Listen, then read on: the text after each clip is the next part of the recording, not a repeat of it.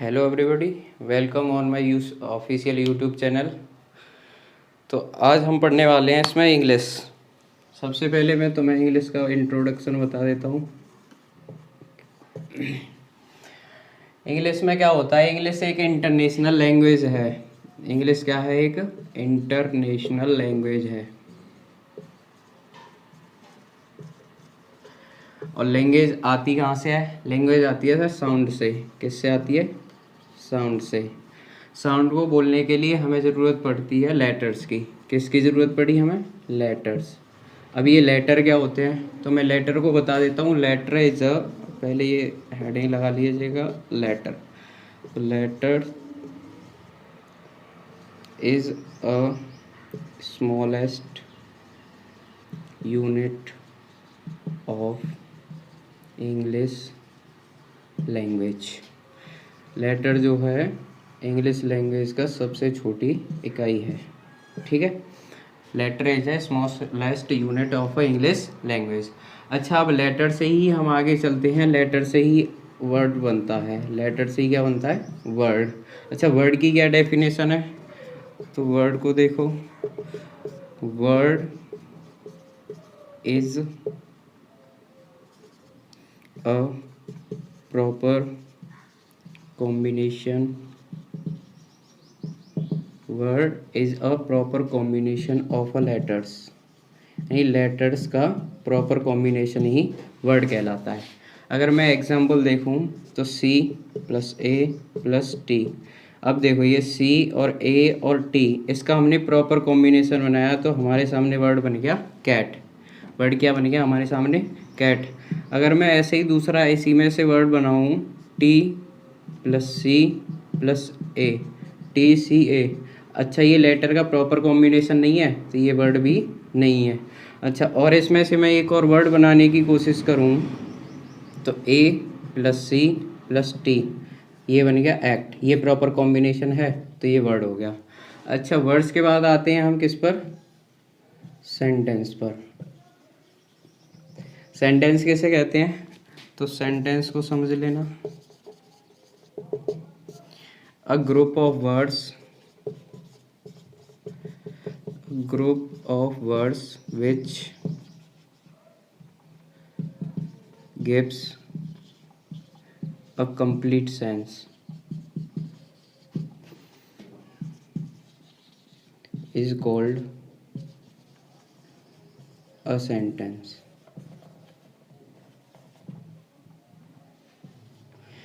यानी इसको अगर मैं कहने की कोशिश करूं, अ ग्रुप ऑफ वर्ड्स, शब्दों का ऐसा समूह, which gives a complete sense, जो एक निश्चित अर्थ देता हो, क्या कहलाता है? हमारा सेंटेंस कहलाता है।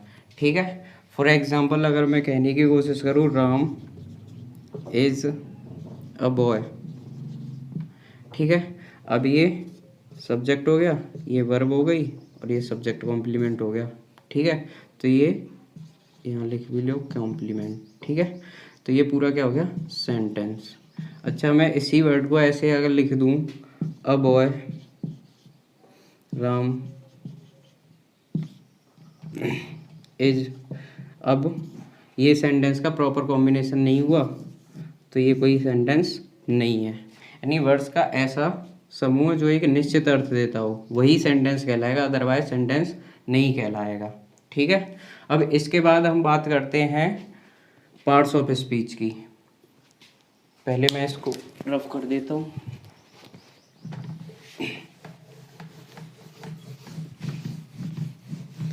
ये तो सिंपल इंट्रोडक्शन था, मेन ग्रामर यहीं से शुरू होती है। We are talking about here parts of speech.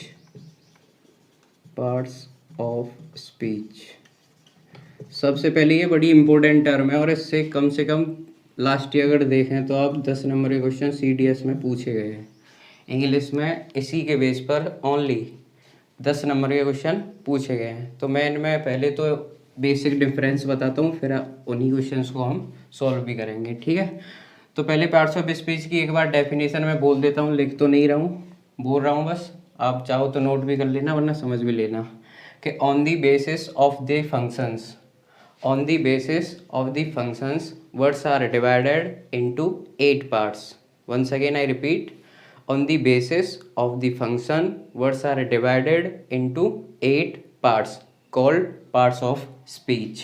यानी वर्ड्स के फंक्शन के आधार पर उन्हें यानी वर्ड्स को 8 भागों में बांटा गया है जिन्हें हम क्या कहते हैं, parts of speech. There are 8 kind of parts of speech. First one is noun, second one is pronoun, third one is adjective,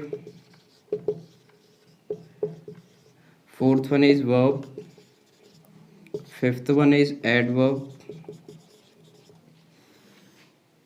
sixth one is conjunction, seventh one is preposition,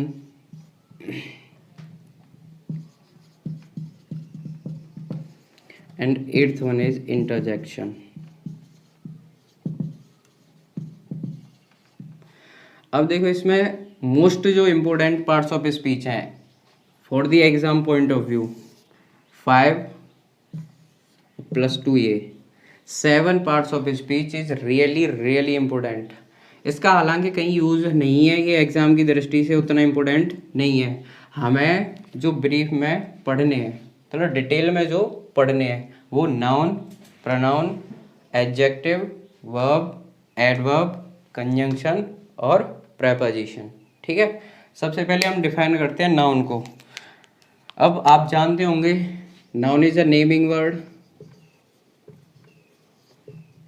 यानी किसी चीज़ का नाम हो उसको हम नाउन कहते हैं। कोई भी वर्ड, हर चीज़ का अपना नाम होता है। जैसे मेरे पास मार्कर है, मार्कर ये एक नाउन है, बोर्ड ये एक नाउन है, कैमरा ये एक नाउन है, चेयर ये एक नाउन है। हर चीज़ का अपना नाम है, उस चीज़ को हम क्या कहेंगे, नाउन।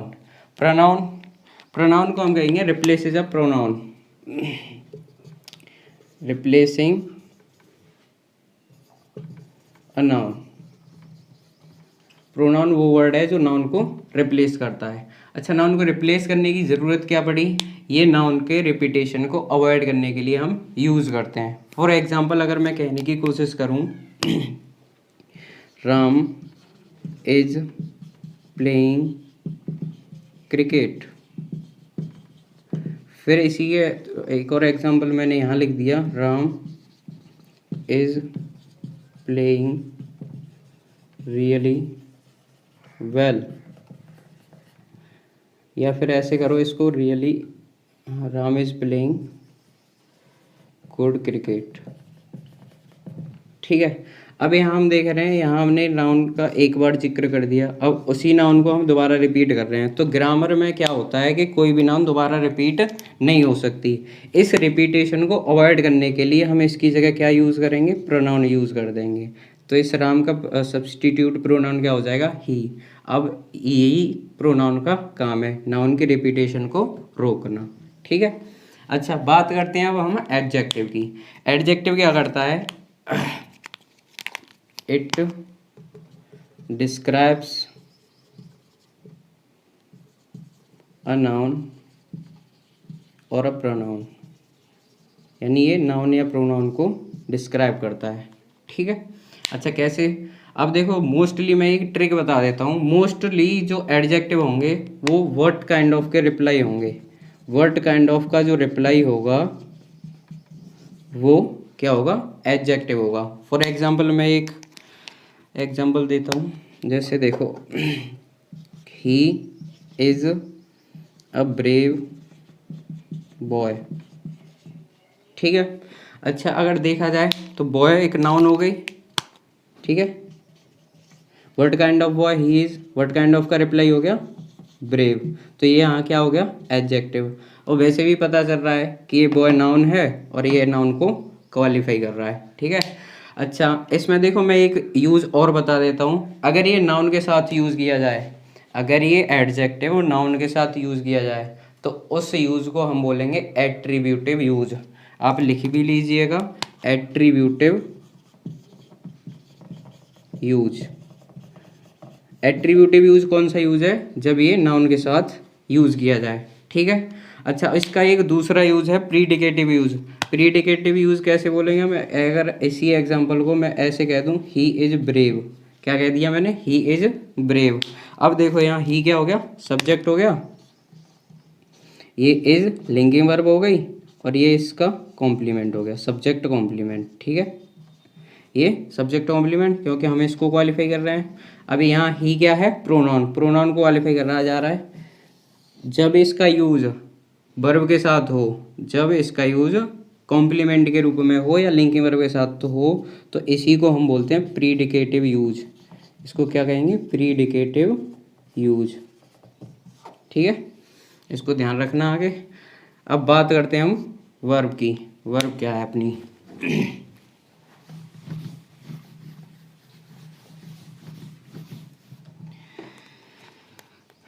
वर्ब क्या है, verb is a state of being और अ डूइंग ऑफ एनी एक्शन, यानी ये किसी एक्शन के बीइंग होने को या फिर करने को बताएगी, ऑफ एन एक्शन।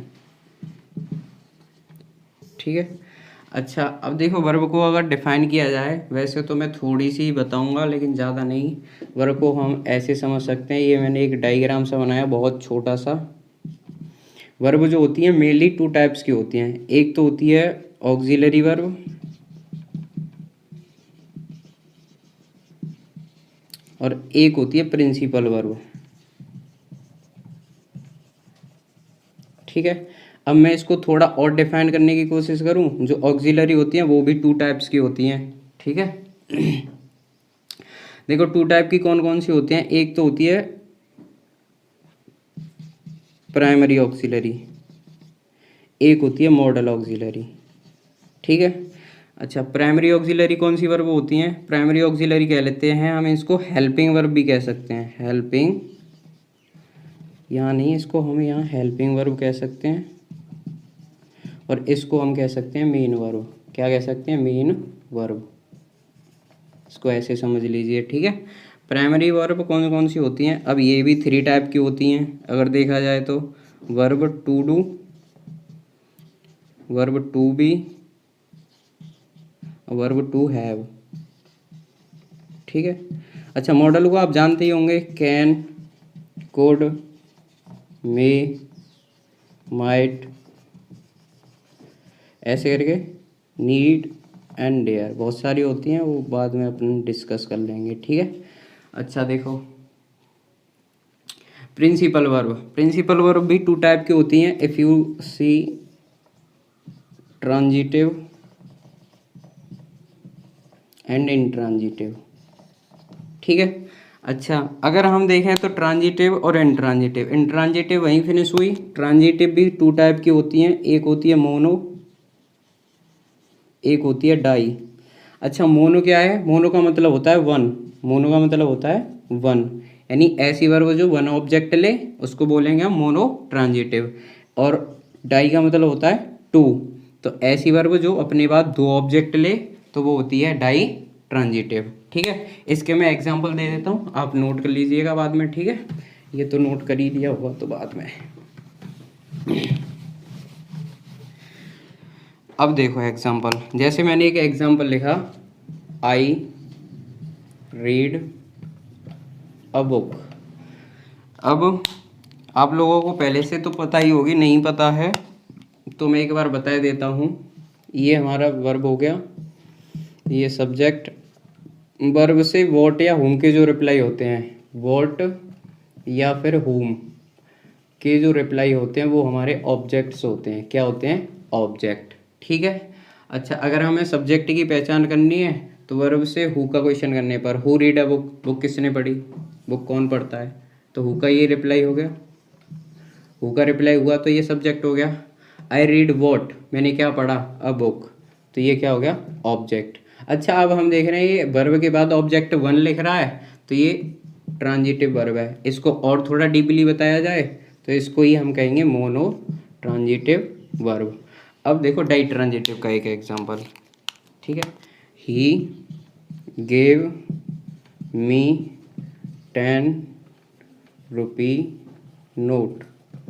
ठीक है, अब देखो पहले तो अपन सब्जेक्ट की पहचान करेंगे, who gave me 10 rupee note, मुझे नोट किसने दिया, आंसर मिला मुझे ही क्या हो गया अपन का सब्जेक्ट। अच्छा गेव हमारी वर्ब हुई, ही गेव मी वॉट, उसने मुझे क्या दिया, अ 10 रुपी नोट। इसको ऐसे कर लो यहाँ, he gave me a 10 rupee note. अब देखो यहाँ he gave me what, answer मुझे क्या मिला, अ 10 रुपी नोट। एक ऑब्जेक्ट हमारा ये हो गया, ठीक है। ही गेव हुम अ 10 रुपी नोट, तो ये हुम का वो रिप्लाई हो गया, तो ये ऑब्जेक्ट 2 हो गया, ठीक है, ऑब्जेक्ट 2। अब हम देख रहे हैं ये वर्ब अपने बाद एक ऑब्जेक्ट इसने ये ले रखा है, एक ऑब्जेक्ट ये है, तो एक वर्ब के बाद दो ऑब्जेक्ट हैं, तो यही गेव वर्ब क्या कहलाएगी, डाई ट्रांजिटिव वर्ब, ठीक है। अब देखो मैं इसमें दो ऑब्जेक्ट आए हैं, इसको थोड़ा सा और डिफाइन करता हूँ, बाद में अपन डिटेल में सीखेंगे, ठीक है। ऑब्जेक्ट्स, ऑब्जेक्ट होते हैं टू टाइप के, ठीक है। एक होता है डायरेक्ट ऑब्जेक्ट, एक होता है इनडायरेक्ट ऑब्जेक्ट, ठीक है। डायरेक्ट ऑब्जेक्ट जो होते हैं वो व्हाट के रिप्लाई होते हैं, जो मोस्टली थिंग ही होती हैं, यानी यहाँ आप लिख भी लीजिएगा अगर आपको बाद में ज़रूरत पड़ रही है पहचानने की। व्हाट के जो रिप्लाई होंगे वो डायरेक्ट ऑब्जेक्ट होंगे, ठीक है, जो थिंग होंगी। और हुम का जो रिप्लाई होगा, यानी ये कोई पर्सन ही होगा, ठीक है।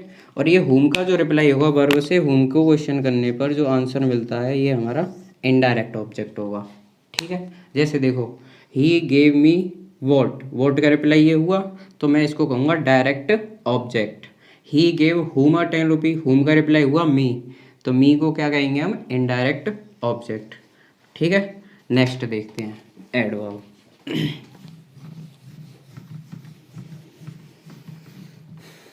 Adverb, it qualifies a verb, adjective, a verb, an adjective or another adverb, ठीक है। एडवर्ब का क्या काम है, वर्ब को क्वालिफाई करना, एडजेक्टिव को क्वालिफाई करना, और कभी कभी क्या होता है कि ये खुद अपने आप को यानी एडवर्ब को ही क्वालिफाई कर सकता है, ठीक है। अब देखो मैं इसके सब के एक एक एग्जांपल दे के बताता हूँ आपको यहाँ। जैसे देखो ही सिंग्स स्वीटली, ठीक है। अब देखो पीछे मैंने एडजेक्टिव की पहचान बताई थी, अब मैं यहाँ इसकी पहचान बता देता हूँ, ठीक है। एडवर्ब को हम हाउ के जो रिप्लाई होंगे, ठीक है, हाउ का, वेयर का, वाई का, वैन का, ठीक है, इनके जो रिप्लाई होंगे वो सारे के सारे एडवर्ब होंगे, ठीक है। अब देखो वैन ये हुआ adverb of time, why adverb of reason, where adverb of place, how adverb of manner, ठीक है। अब यहाँ देखो ही सिंग्स वॉट, ये वॉट का तो रिप्लाई नहीं है, ही सिंग्स हाउ, हाउ का रिप्लाई है, तो ये एडवर्ब हो गया, क्या हो गया ये, एडवर्ब, ठीक है। अब यहाँ देखो ये वर्ब हो गई, ये सब्जेक्ट हो गया, ही सिंग्स हाउ, हाउ का हमें आंसर मिला स्वीटली, तो ये इस वर्ब को क्वालिफाई कर रहा है, तो ये एडवर्ब हुआ। अब देखो एडजेक्टिव को कैसे क्वालिफाई करेगा, एडजेक्टिव का हमने अगर एग्जांपल दिया, सी इज एक्सट्रीमली ब्यूटीफुल, ठीक है।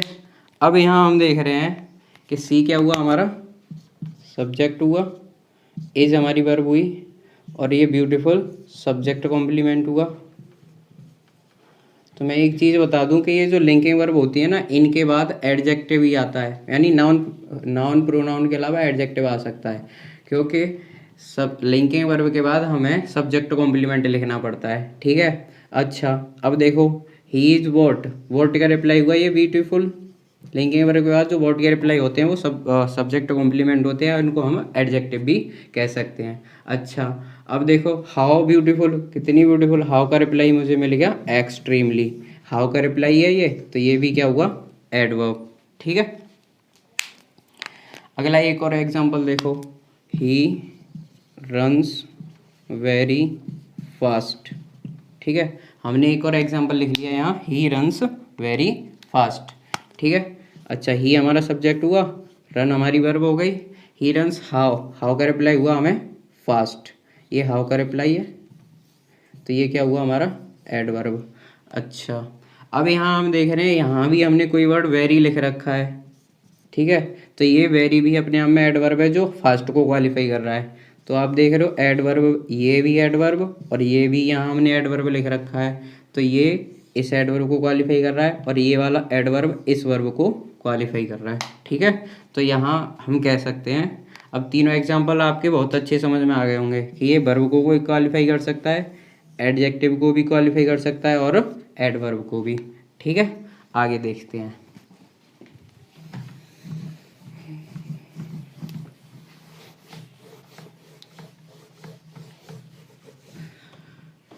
नेक्स्ट टॉपिक है तुम्हारा कंजंक्शन।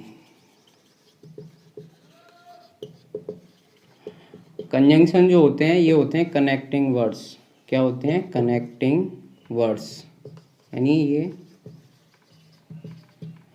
कनेक्टिंग वर्ड्स होते हैं, ठीक है। और ये होते हैं 2 टाइप्स के, ठीक है। मैं इसको थोड़ा सा, टाइम नहीं है, बस आज इतना ही बता पाऊँगा, इसके बाद अपन अगली वीडियो में कुछ क्लियर करेंगे जो बची कुची बातें हैं। ये कनेक्टिंग वर्ड्स 2 टाइप के होते हैं, एक होता है कोऑर्डिनेटिंग कंजंक्शन, एक होता है सबऑर्डिनेट।